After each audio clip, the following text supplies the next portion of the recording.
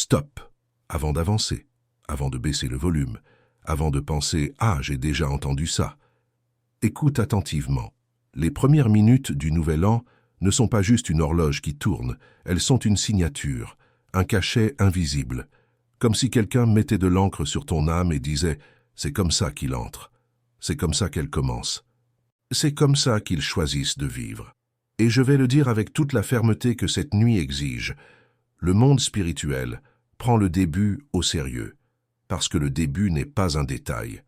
Le début est un portail, et quand un portail s'ouvre, deux choses peuvent entrer, lumière ou brèche. Aujourd'hui, l'archange Miguel te met en garde, non pas pour t'accuser, non pas pour te faire honte, mais pour te positionner. Miguel est le prince de la milice céleste, le gardien du discernement. Il ne protège pas seulement du mal flagrant, il protège du mal déguisé en normal, du mal vêtu d'une habitude, du mal emballé comme une tradition. Et je dois te le dire avec amour mais sans adoucir, il y a des erreurs qui semblent petites, semblent communes, semblent juste une nuit, mais qui fonctionnent comme des portes ouvertes sur l'obscurité. Et une porte ouverte ne demande pas d'invitation. Une porte ouverte est un accès. Si tu entends cela maintenant, ce n'est pas par hasard. Tu n'es pas tombé ici par distraction. Tu n'es pas là par curiosité. Tu as été appelé à interrompre un cycle. Parce que peut-être es-tu fatigué de répéter.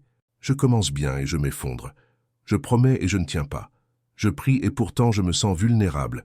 Je demande protection, mais il semble que quelque chose trouve toujours une brèche. Respire. Je vais te montrer 4 erreurs qui détruisent ta protection spirituelle au passage de l'année. Et je te préviens dès maintenant.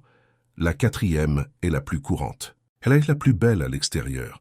Elle ressemble à de la foi. Elle ressemble à de la dévotion. Elle ressemble à une bonne chose. Mais à l'intérieur, elle est négociation. Et la négociation ouvre une porte énorme. Reste avec moi jusqu'à la fin.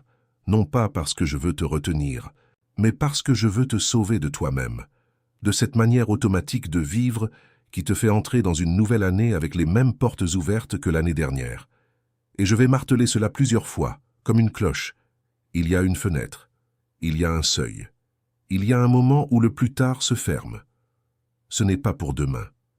Ce n'est pas pour lundi. Ce n'est pas quand ça sera possible. C'est maintenant. C'est au passage. C'est avant que tu ne dormes aujourd'hui. Parce que tu ne commences pas l'année comme tu le souhaites. Tu commences l'année comme tu cultives la vie. Le premier jour ne fait que révéler ce que tu as toléré. Si tu as toléré le désordre, tu révèles le désordre. Si tu as toléré l'excès, tu révèles l'excès. Si tu as toléré une promesse vide, tu révèles une promesse vide. Si tu as toléré des portes ouvertes, tu révèles des portes ouvertes. Et là, tu demandes « Miguel, protège-moi ». Mais la protection n'est pas magique. La protection est un alignement. Quand tu t'alignes, tu es couvert.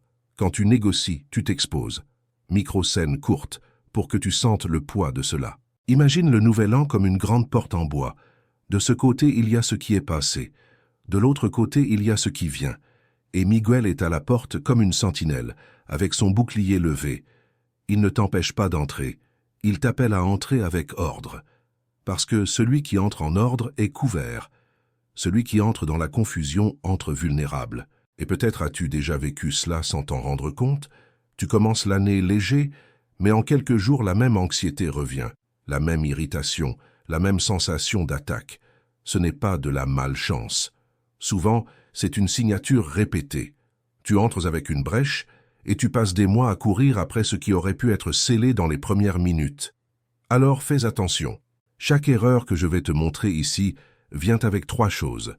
Une micro-scène, pour que tu vois, une conséquence invisible, pour que tu comprennes, et une coupure pratique, pour que tu fermes. Et à chaque étape, je vais répéter comme un marteau. Fais-le maintenant. Ne reporte pas. Le plus tard se ferme. Alors allons droit au but. Sans théâtre. Le ciel respecte la décision. Sat. Erreur 1. Entrer avec un désordre émotionnel. Colère, envie, ressentiment. Tu peux ne pas appeler cela une erreur. Tu peux appeler cela un exutoire. Tu peux appeler cela de la justice. Tu peux dire « j'ai une raison ». Mais le monde spirituel ne mesure pas par ta raison. Il mesure par ton état. Microscène 1. Le compte à rebours est terminé. Les feux d'artifice éclatent. Les gens crient « Bonne année », tu souris. Mais à l'intérieur, ta poitrine est lourde. Tu te souviens d'une conversation mal résolue. Tu te souviens d'une humiliation. Et la phrase que tu ne dis pas à voix haute brûle à l'intérieur. « Je n'ai pas oublié ». Micro-scène 2. Tu regardes ton téléphone. Tu vois une photo de quelqu'un qui a réussi. Tu vois des voyages, de la famille, de l'argent, des sourires. Et tu ressens une piqûre, non pas d'admiration, mais de comparaison. Et au fond, tu penses « Pourquoi pas moi ?» Pourquoi est-ce toujours difficile pour moi? Micro-scène 3. Tu es à table avec la famille. Tout le monde trinque. Et quelqu'un lâche une pique. Tu ris par politesse. Mais à l'intérieur, tu t'armes. Tu réponds avec sarcasme. Tu rends l'appareil avec du venin. Et l'année commence par un coup, non par la paix. Miguel te met en garde. La raison sans paix devient venin. Et le venin, au début du cycle, devient semence. Ce que tu nourris dans les premières minutes devient le climat des premiers mois. Question directe. Quel sentiment portes-tu en ce moment que tu as faim de ne pas être rien? Parce que le ressentiment ne reste pas silencieux. Il fuit, il contamine, il change ton ton, il change tes choix, il altère tes réactions, il te vole ta clarté. Et quand la clarté s'en va, la protection s'affaiblit. Le problème n'est pas de ressentir, le problème est d'entrer dans l'année en abritant. L'émotion peut être une visiteuse, mais quand tu en fais une demeure, elle devient un gouvernement. Marteau, ne laisse pas cela traverser minuit, ne porte pas cette blessure au premier lever du soleil de l'année, ne marque pas le cycle avec le même venin. Maintenant, la solution n'est pas de se sentir bien, la solution est de décider proprement. Micro-scène pratique, avant de trinquer, tu t'éloignes pendant 30 secondes, tu vas aux toilettes, sur le balcon, dans un coin, tu mets ta main sur ta poitrine, tu fermes les yeux, et tu dis, tout bas, comme quelqu'un qui ferme une porte, « Je rends ce qui m'a blessé, je n'entre pas avec ça. Miguel, nettoie mon cœur. » Et tu respires 3 fois, lentement, comme quelqu'un qui retire une écharde, comme quelqu'un qui arrache une mauvaise herbe avant de planter. Conséquence invisible, quand tu nettoies ton cœur, tu retrouves le discernement, et le discernement est un bouclier. Boucle, et si la plus grande bataille de ton année n'était pas contre des personnes, mais contre l'état que tu permets d'habiter en toi, maintenant, 3 signes que tu es sur le point de commettre cette première erreur. Et cela arrive même aux bonnes personnes, tu sais. Tu entres en te plaignant de l'année passée, comme si la plainte était une amulette de protection. Tu entres en comparant ta vie à celle des autres, comme si la comparaison était du réalisme. Tu entres en disant du mal de quelqu'un, même sur un ton de plaisanterie. Micro-scène. La famille est réunie et quelqu'un dit « Pourvu que cette année soit meilleure parce que l'autre a été une catastrophe ». Tu ris, tu acquiesces, et sans t'en rendre compte, tu consacres le nouveau cycle à la défaite. Les mots ont un poids. Coupe pratique de 10 secondes. Change la phrase sur le champ. Simple. Au lieu de « c'était horrible », dis « c'est fini ». Maintenant je choisis un nouveau départ. Au lieu de « personne ne vaut rien », dis « je choisis la paix et le discernement ». Au lieu de « je méritais plus », dis « j'entre avec gratitude et maîtrise ». Ce n'est pas une positivité vide, c'est une protection. C'est fermer la porte du venin dans la langue et dans le cœur. Garde cela, car la deuxième erreur est celle qui détruit le gouvernement intérieur. Et quand le gouvernement intérieur tombe, n'importe quoi entre. Erreur 2. Entrer avec excès et perte de contrôle. Aujourd'hui, on peut. Demain, je reviens. Écoute, célébrer n'est pas un péché. Le problème, c'est quand la célébration devient une fuite, et la fuite coûte toujours cher.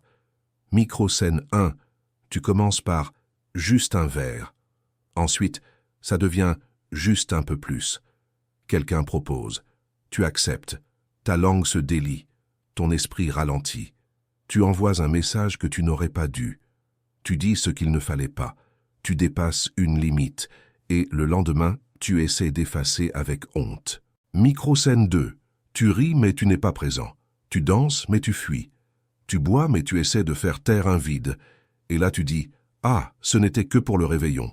Mais dans l'invisible, ce n'était pas « que ».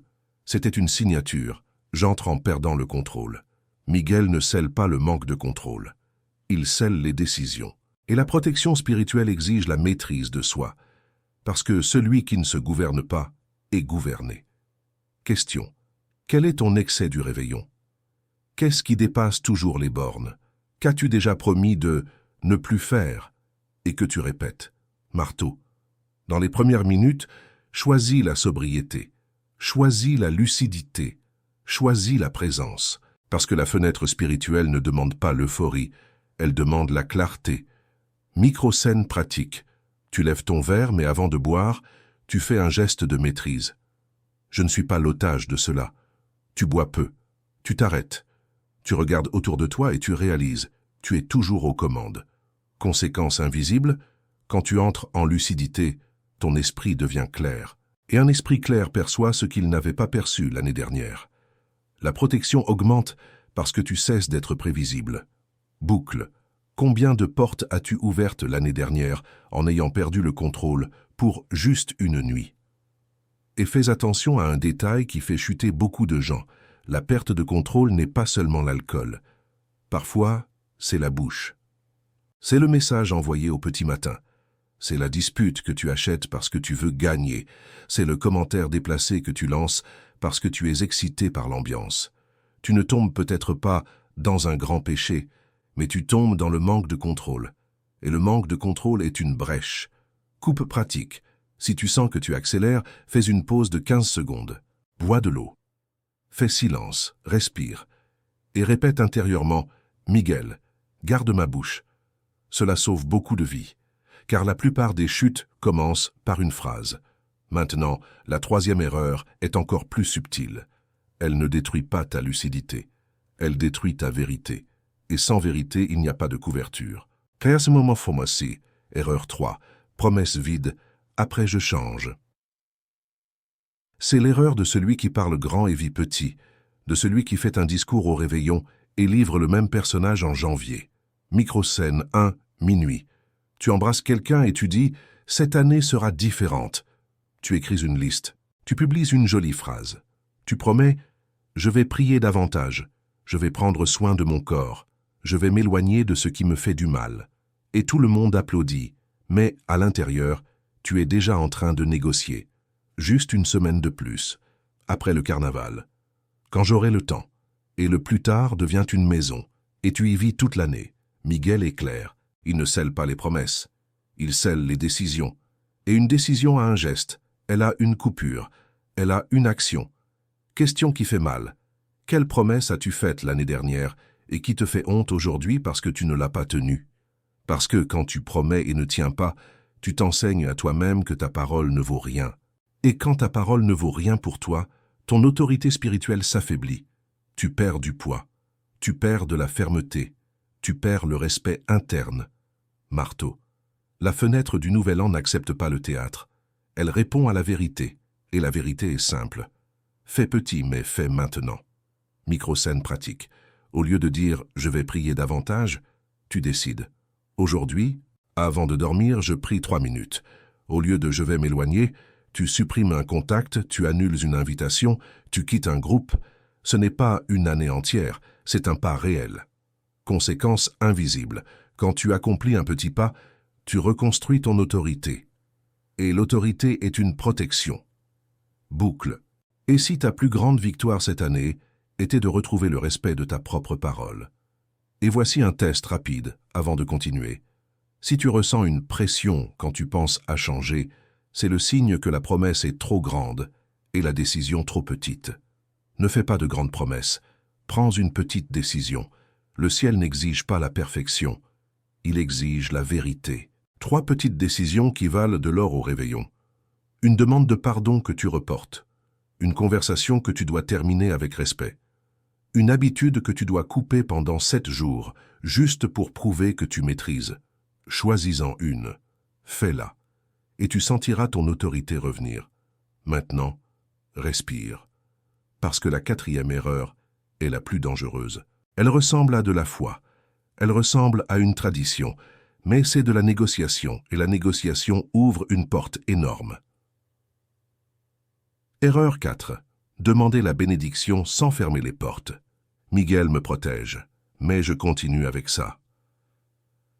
C'est l'erreur déguisée en dévotion. Tu commences par demander la lumière, mais tu laisses l'interrupteur éteint.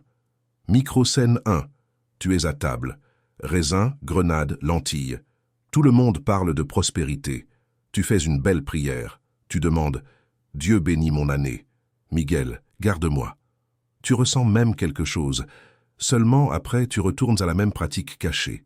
Le même mensonge, la même addiction, la même relation toxique, le même contenu qui salit ton esprit, la même conversation qui t'entraîne. Et là tu dis « Mais je prie. » Oui, tu pries, mais tu ne fermes pas la porte. Miguel te met en garde. Ce n'est pas de la foi, c'est de la négociation. Tu veux la protection sans renoncer. Tu veux la guérison sans couper ce qui te rend malade. Tu veux la bénédiction avec le même accès ouvert à la corruption. Question directe. Quelle porte gardes-tu ouverte pendant que tu demandes protection? Marteau. Dans les premières minutes, ne demande pas seulement protection. Fais une renonciation. Ferme. Coupe. Pars. Micro-scène pratique, simple et radicale. Avant minuit, tu choisis une porte à fermer. Une. Tu jettes quelque chose qui te retient. Tu annules une habitude. Tu décides que certaines conversations n'entrent pas dans ton nouveau cycle. Tu fais un pacte. Je ne porterai pas cela dans mon année. Conséquence invisible. Quand tu renonces, tu t'alignes. Et l'alignement attire la couverture. Le ciel couvre celui qui décide avec vérité. Boucle. Et si tout ce que tu appelles malchance était en fait une porte ouverte répétée? Et laisse-moi te dire quelque chose d'important, pour que tu ne te trompes pas. Miguel n'est pas contre les symboles. Le problème n'est pas la table, les vêtements, le geste. Le problème est d'utiliser un symbole comme substitut à la renonciation. Si le symbole t'aide à te souvenir de la décision, tant mieux. Mais si le symbole devient une excuse pour ne pas changer, il devient un piège. Micro-scène, tu fais tout joli, tu prends une photo, tu la postes, tu parles de foi, et 5 minutes plus tard, tu retournes à la même conversation sale, à la même habitude cachée, au même juste pour aujourd'hui. C'est une porte avec un ruban cadeau, belle à l'extérieur, ouverte à l'intérieur. C'est pourquoi la question qui clôt cette 4e erreur est: quelle renonciation réelle prouvera que ta foi est une décision et non une décoration? Le passage 10-10, que faire dans les 7 premières minutes? Maintenant, je vais te donner un chemin simple, un rituel de maîtrise et de protection. Rien de mystique, rien de théâtral, seulement une décision, 7 minutes. Et si tu entends cela après le réveillon, cela fonctionne toujours, parce que chaque lever de soleil est un nouveau départ. Fais ces 7 minutes au premier moment de silence de ta journée, avant de prendre ton téléphone, avant de parler à quelqu'un, avant de laisser ton esprit s'emballer. Le ciel honore les commencements répétés, et quand tu décides, même en retard, tu scelles de la même manière. Mais ne reporte plus, fais-le au prochain point de lucidité, parce que 7 minutes bien scellées valent plus qu'une année de promesses vides. Première minute, ordre dans le cœur, tu fais silence, tu coupes la colère, tu décides de pardonner. Deuxième minute, maîtrise de soi, tu décides de ne pas perdre le contrôle, tu entres en lucidité. Troisième minute, vérité sans théâtre, tu choisis un petit pas réel. Quatrième minute, renonciation sans excuse. Tu fermes une porte. Cinquième minute, déclaration. J'appartiens à la lumière. Je ne négocie pas. Sixième minute, bonne demande. Miguel, garde mon esprit, garde mes yeux, garde ma bouche. Septième minute, action. Parce que le ciel respecte l'action. Marteau, ne reporte pas à plus tard, parce que le plus tard se ferme, et ce que tu ne scelles pas maintenant devient une attaque plus tard. Identification profonde, la racine qui se répète. Maintenant, je dois t'emmener à l'intérieur, parce que ces erreurs ne sont pas seulement des choses du réveillon, elles sont des symptômes. La racine est celle-ci, la douleur silencieuse que tu n'affrontes pas devient une habitude, la blessure cachée devient une réaction, la peur du vide devient un excès, la culpabilité devient une promesse vide, le manque devient une négociation avec Dieu. Maintenant, je veux que tu fasses un examen sincère, rapide mais vrai. 3 questions, 3 miroirs. Qu'est-ce que je tolère qui me vole ma paix? Une conversation, une addiction, une comparaison, une habitude nocturne, une personne qui me draine. Qu'est-ce que j'appelle normal qui en fait est une brèche? Un type d'humour, un type de contenu, un type de petits mensonges. C'est un excès socialement accepté. Qu'est-ce que je reporte et que j'appelle plus tard, mais que je sais être une décision, un pardon, une coupure, une discipline, une demande d'aide? Micro-scène. Tu fermes les portes de l'année avec décision. Et les premiers jours, la tentation revient plus forte. Non pas parce que tu as empiré, mais parce que quand tu fermes une porte, l'ombre essaie de frapper. Et c'est là que beaucoup de gens abandonnent et pensent « ça n'a servi à rien ». Si, ça a servi. Le coup est la preuve que la porte existe maintenant. Le secret est de ne pas ouvrir. C'est pourquoi, fais un pacte simple de 3 jours. Juste 3. Dans les 3 prochains jours, 3 minutes de prière avant de dormir. 10 secondes de silence avant de répondre quand tu es irrité. 1 renonciation concrète que tu maintiendras. Une porte fermée. 3 jours de maîtrise construisent un nouveau chemin, et celui qui crée un nouveau chemin ne revient pas si facilement à l'ancien cycle. Et Miguel t'appelle à un point de vérité. La bataille n'est pas seulement externe, elle commence à l'intérieur. Micro-scène. Tu t'allonges dans ton lit après le réveillon. La maison devient silencieuse. La fête est finie. Et tu te retrouves seul avec toi-même. C'est là que la vérité apparaît. Et c'est dans ce silence que Miguel te demande « Es-tu prêt à être radical avec ce qui te détruit ?» Marteau final, il est encore temps. Mais le plus tard se ferme. Fais-le aujourd'hui. Fais-le dans les premières minutes. Fais-le avant de dormir. Prière plus. Sceau plus CTA.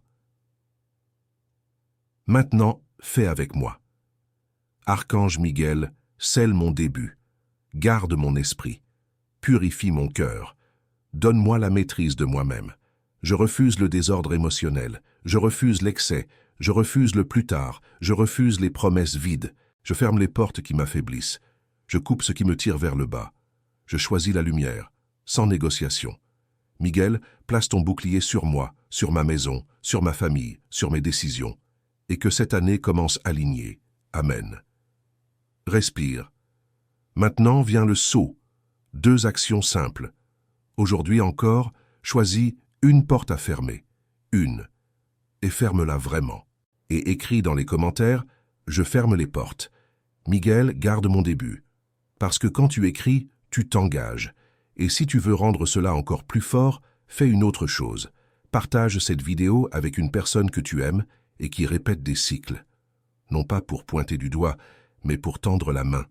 Parfois, l'avertissement qui te sauve aussi quelqu'un de ta maison. Et je vais te demander un dernier geste d'alliance.